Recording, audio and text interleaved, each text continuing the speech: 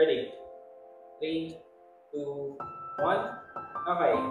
How was your time at this school shaped you as a person, and what will you take with you as you move forward?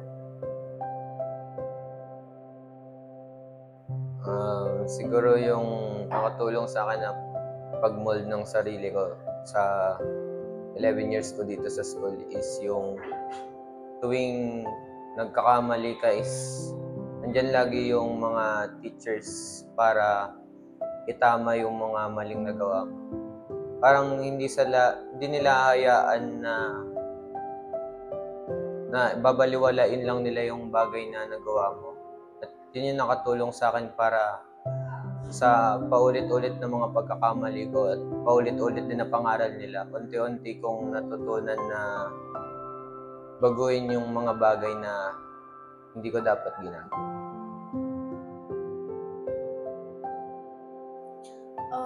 This school shaped me as a person through discipline because during my first years here in Dunamis, I really thought na this school was too strict and it has too many rules. But as time goes by, the more I realized na these rules are what is shaping us to be better persons. Na these things na tinuturo sa atin ng teachers, it's the values and the characters they want to instill in us. Para when we go out of this school, we will bring the values. It shaped me to be a better person and shaped me to learn more about God's words and His character traits. And what I would bring into my future is, like into senior high, is the character traits of God and what I should do in certain situations.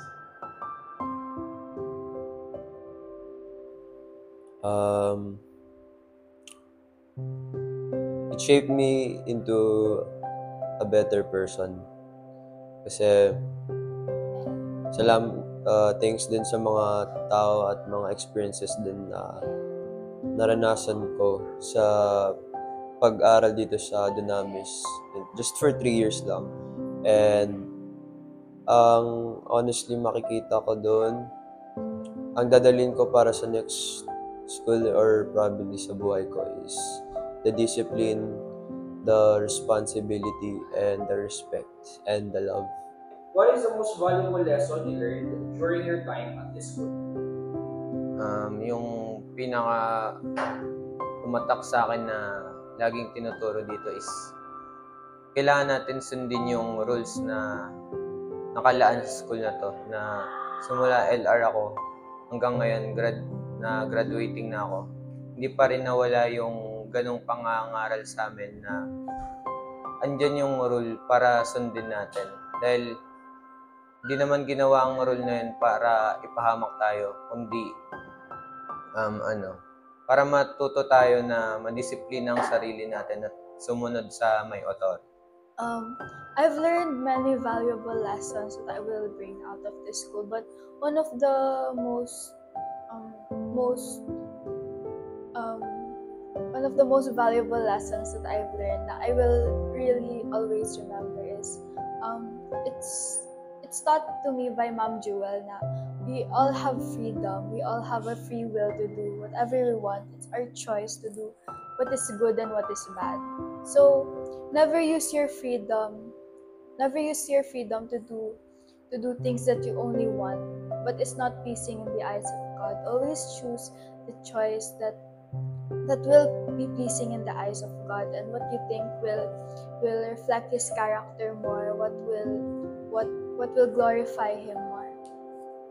And also another thing that I learned that it's also very valuable na not everything has to be boring, and in everything that we do, it's either bad or good. We should always look at the positive side because it's also our choice to see what's good in everything. Always choose to look at the positive side because everything is made beautiful by God. Even the worst situations can be turned for good, as He says na He He works everything together for good.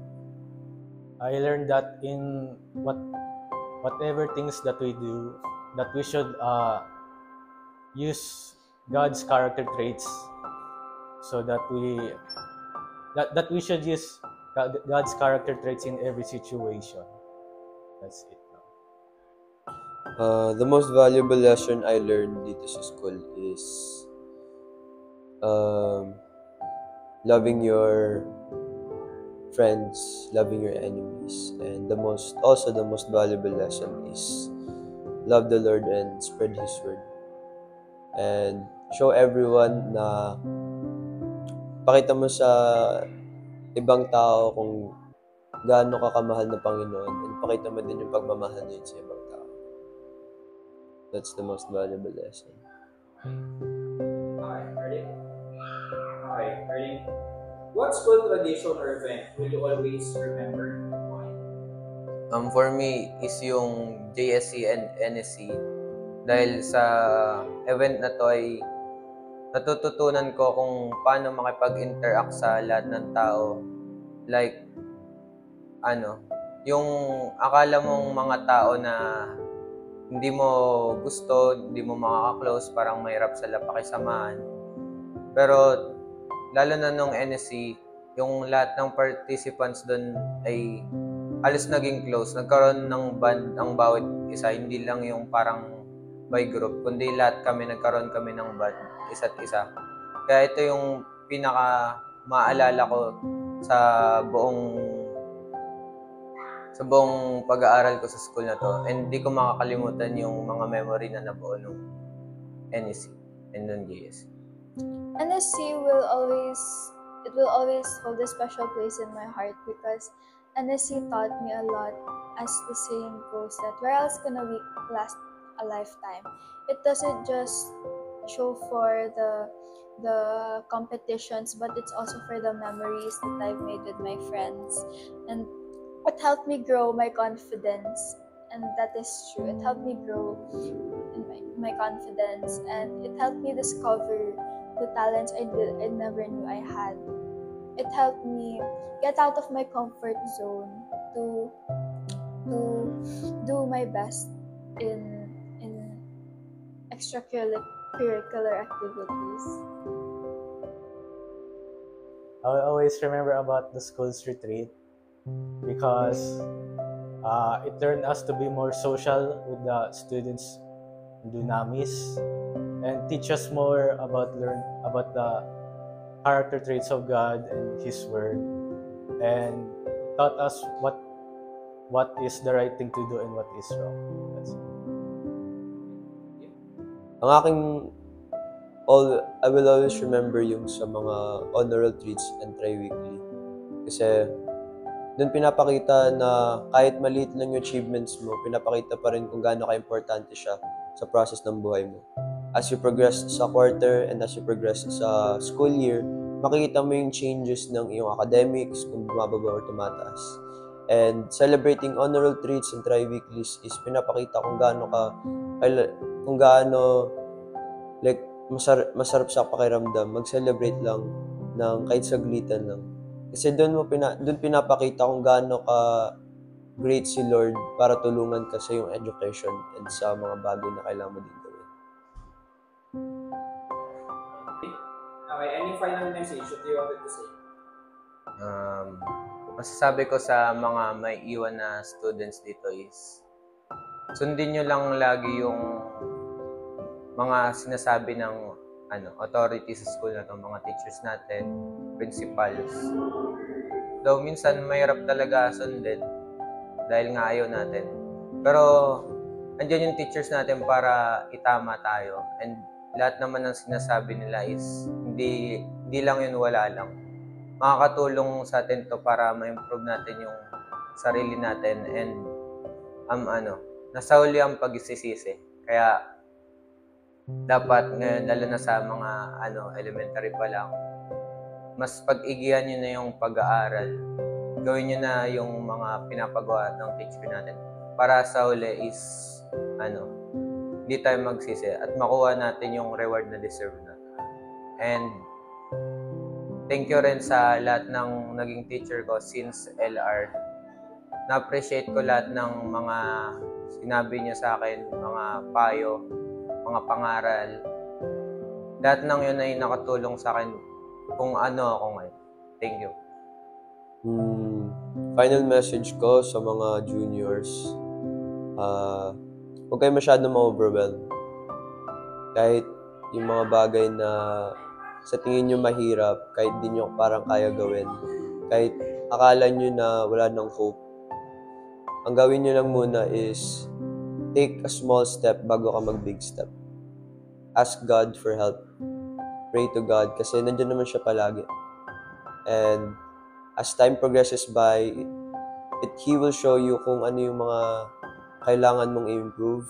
And then in the end, He wants you to be a better person as well. Thank you. You should keep doing your paces and really learn more about God's word and take it into heart. And remember to use the character traits of God so that even in public or even in your home, and especially in school, and in the future and in your life. My final message is for the teachers, for our supervisors. I thank you for your hard work and your patience for us. Even though yung iba sa inyo ay hindi namin naranasan maging supervisor, but all of you have important lessons to us, not only in academics but also in our character. And these are lessons that we will always remember, and I will bring out of this school. I will always treasure the devotions and the discussions that we had, and I will never forget you. I'll never forget you. And to the juniors that will be left here in the school, I want to tell you that obedience is very important. Obedience, even though you don't want to do it, just obey, because God put these teachers in authority for a purpose. That He wants you to obey them because it's all for your own good. These lessons and all the rules will shape you into a better person as you go out of this school, and that is one thing I want to impart to you all. And to my classmates, thank you for being my classmates for my junior high school life. I will never forget you, and thank you for all the memories, even though you always cause my irritation and my annoyance throughout the days. I will always remember you, and thank you guys. This This is is Jero. Leah signing Signing off. signing off.